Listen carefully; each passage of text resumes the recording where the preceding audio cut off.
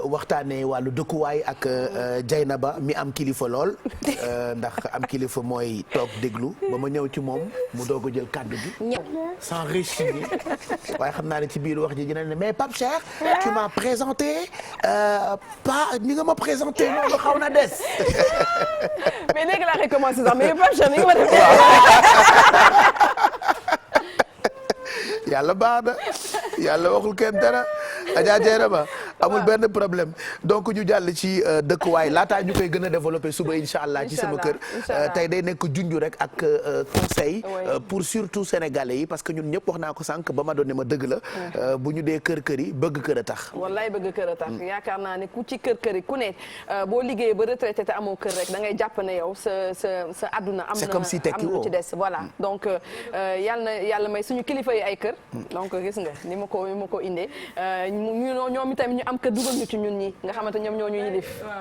ni ma wax baax na. su boobaa da ngay nangu. nangu kay quand xam nga sama jëkkër mooy sama kilifa nag. mu may waaye bu dee yeneen la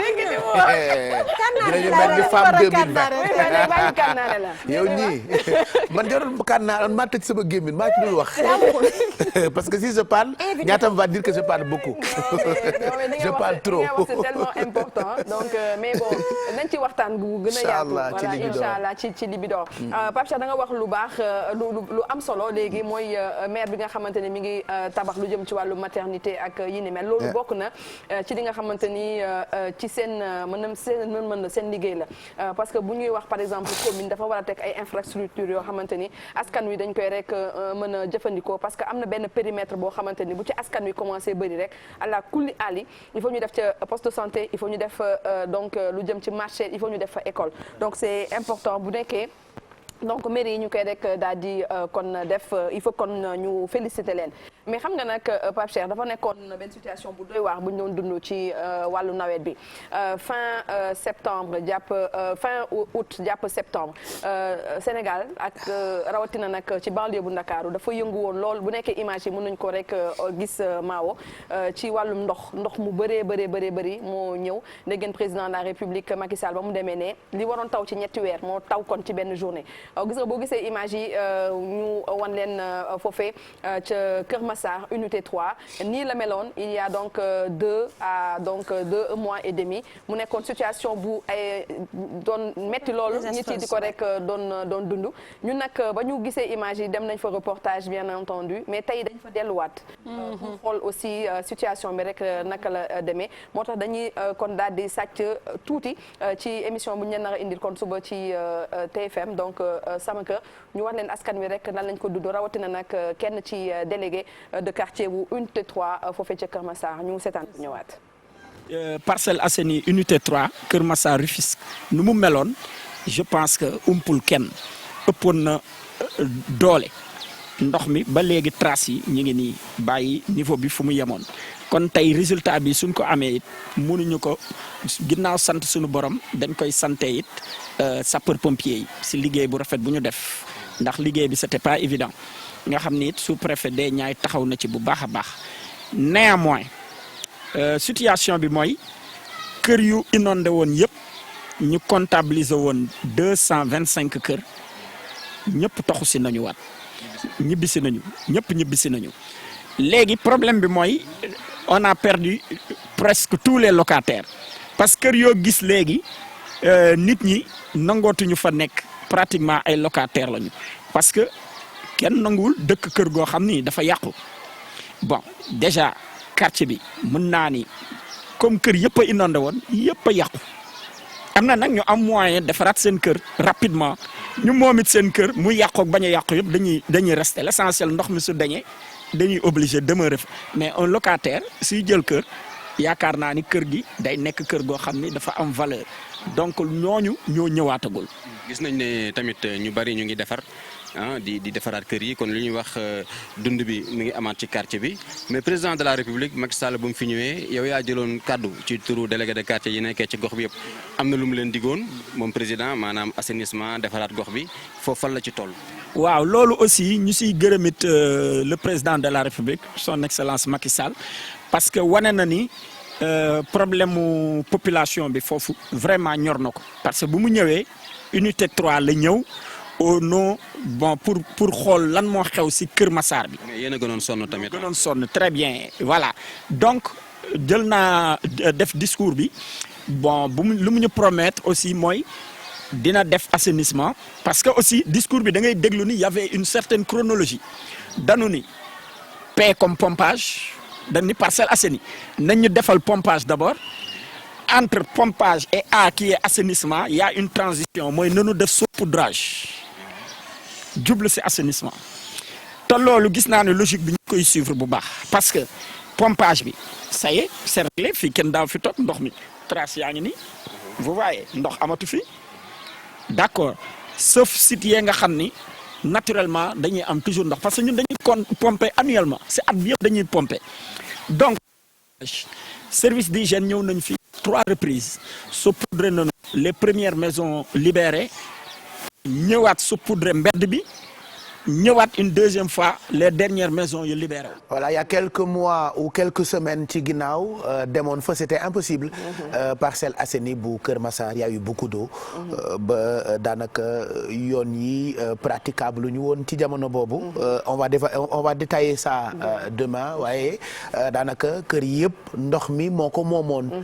ba léegi sax dëkk fa dafa jafe. dafa jafe Pape Cheikh remercie bu baax Salif Sow mi nga xamante ni moom laa àndal ci émission bi ndaxte moom moo ma gën a miin.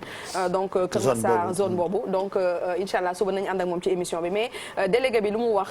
donc nañ ciy rek daal di yokk lu jëm nag ci ñax yi nga xamante ni fekk nañ ko fa fekk nañ fa ay ñax yu bëri yu gudd sax ak lenn lu ci benn ay poto ñoom si askan wi ñu ñuy wax ne que du benn du ñaar rey nañ fa ay jaan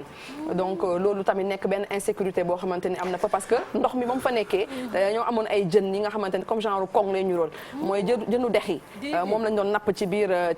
ndox mi léegi comme que ndox mi dem na voilà genre tilapia la tudd xaw ma jën yooyu noonu mu ne colère la tudd colère voilà peut-être que dinañ ko wane avant fee kii parce que yor naa donc fi image bi mais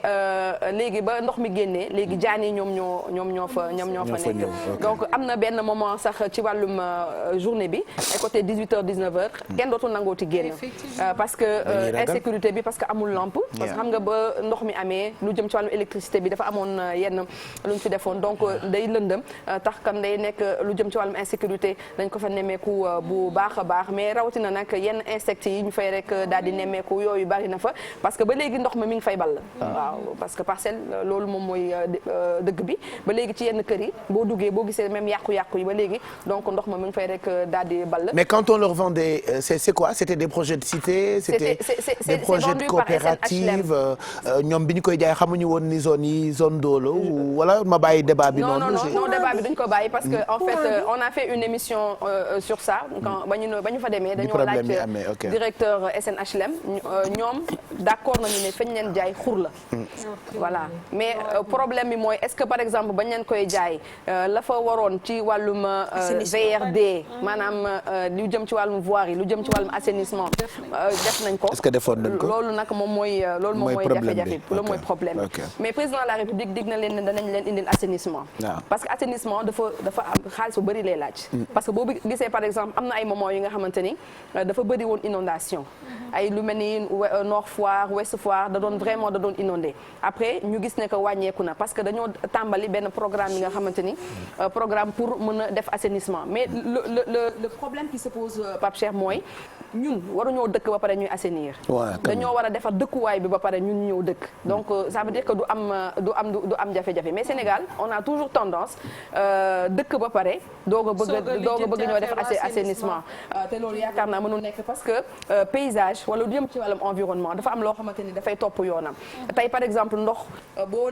dëkkee ci yoonam il faut nga wutal ko yoon bu muy génnee boo ko génnelu yoon bu muy génnee ndox du bàyyi yoon fa lay day jaar toujours ci yoonam toujours amal la ay yàqu-yàqu parce que démb ba ñu fa demee am na kër yu bëri yu ñu rek daal di visiter déjà kër gi ndox mi da ko daal di da ko ŋeeñ donc dafa commencé ŋeeñ bâtiment bi donc loolu day indi ay problème ci wàllum kon sécurité ci wàllum bâtiment parce que xam nga ne ñun bu ñuy tabax nag wàllum étanchéité duñ koy faral di def ci suñu bâtiment yi donc loolu benn ci ay jafe-jafe la ça veut dire que ñi fa dëkk kër gi dina fënax bi nga xamante ni à tout moment mën nañu am lu jëm ci wàllum affaissement wu mur ak yeneen yi ci des leneen li nga xamante ne aussi nemmeeku nañ ko fa bu baax a baax mooy lu jëm ci wàllum école yi parce que am na benn école bu ñu fa dem foofu ci unité 3 xale yi daanaka ci ay mool la ñuy dox pour mën a dem jëndi goûter mu nekk lu doy waax loo xamante ni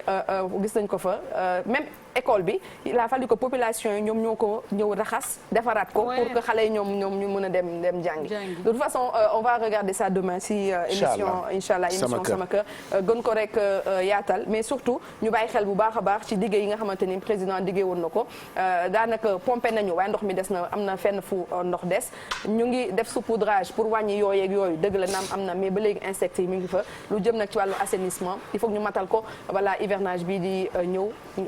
moytu ñuy dundaat li nga xamante ne ñu dund ci hivernage bi ñu jàll Pape Cheikh. mu ngoog très intéressant en tout cas daañu ko gën a développé ëllëg incha allah ci sama kër ci après-midi bi lay doon merci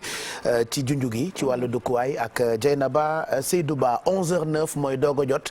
ñu waaj tàggoo nag bàyyi leen ak Cheikh Thierno Ndiaye mu gunge leen ci yoor bi ci télévision Futur Média ba boori 12h30 heure bi nga xam ne ci ngeen nar a ànd ak rédaction bu télévision Futur Média xanaa profité ci rek ndokkeel